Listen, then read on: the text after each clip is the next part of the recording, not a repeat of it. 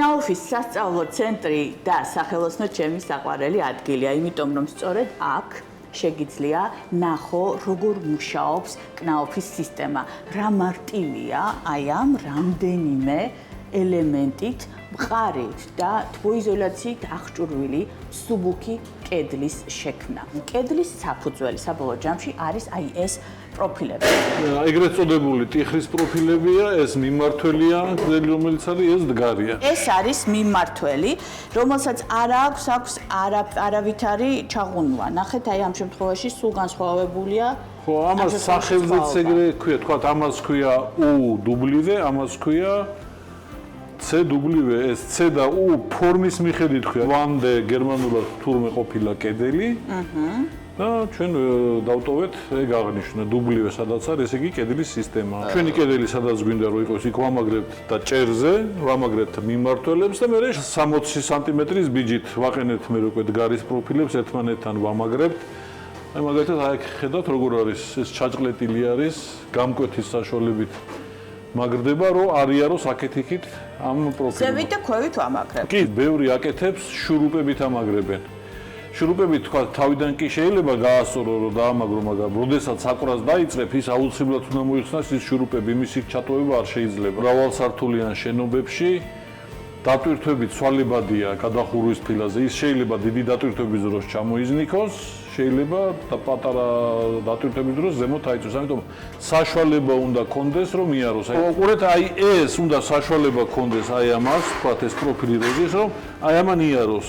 როგორც წესი სანტიმეტრით მოკლეს ვიღებთ ხოლმე დგარის პროფილებს, რომ აი ამას კონდეს 10 მილიმეტრი თუ ხო, ამას არ დააწვეს ზედმეტი წონა და კედელი არ გაფუჭდეს. ერთსართულიან სახლში შენთვის აკეთებ ერთ სართულზე, მან პრობლემა არ ექნება. როდესაც მრავალსართულიანი შენდება, მაგალითად, როდესაც მრავალსართულიანი სასტუმრო შენდება, ხო?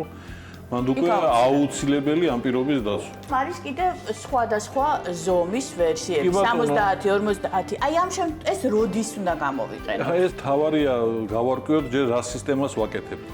აი ამ პროფილით მაგალითად შეიძლება გავაკეთოთ ტიხარიც, მაგალითად კედლის მოპირკეთებაც, სადაც მარტო ერთი მხრიდან ეკვრება თაბაშირ მოყავს ფილები. როცა ტიხარს აკეთებ და ორივე მხრიდან ფარავ, თქვა დაუშვათ V112 სისტემას ვაკეთებ, W112, ანუ ორი ფენა ერთი მხრიდან, ორი ფენა მეორე მხრიდან. საკმაოდ მაღალი კედლების გაკეთება შეიძლება 50 მმ-იანი პროფილითაც კი. ახლა ეს არის 50 მმ-იანი პროფილი, ამას თავისი ბამბა აქვს 50 მმ-იანი. ეს არის 75 მმ-იანი პროფილი, არსებობს 75 მმ-იანი ბამბა. ანუ ყველა კედელი ნებისმიერი სისქი შეიძლება იყოს ბოლომდე იზოლირებული თუ ჩვენ გვინდა. ყველა სისტემას აქვს დასაშვები მაქსიმალური სიმაღლეების ცხრილი. რომელი პროფილით რამხელა შეგვიძლია გავაკეთოთ კედელი. ყველაზე ნაკლები აქვს 50 მმ-იან პროფილებს, ყველაზე მაღალი დასაშვების სიმაღლე აქვს 100 მმ-იან პროფილებს.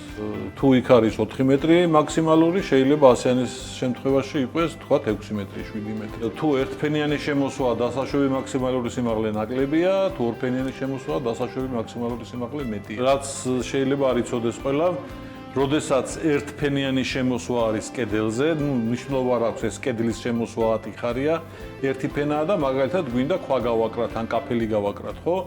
არ შეიძლება რომ ბიჯი იყოს 60 სანტიმეტრი. მაქსიმალური დასაშვები ბიჯი პროფილებს შორის არის 40 სანტიმეტრი. ჩვენ ასევე შეგვიძლია რომ არსებული კედელი, მაგალითად აგურით ნაშენი ან ბლოკით შევფუთოთ, შევმოსოთ თაბაშირ მოყავს ფილები და აი ამ დროს როგორ უნდა გავაკეთოთ ისე რომ მინიმალური სივრცე დავკარგოთ და მაქსიმალურად სწორი, კარგი შეფუთვა და კედელი მივიღოთ, ამაზე უკვე შემდეგ ჯერზე ვისაუბრებთ. აქვე კნაუფის სახელოსნოში.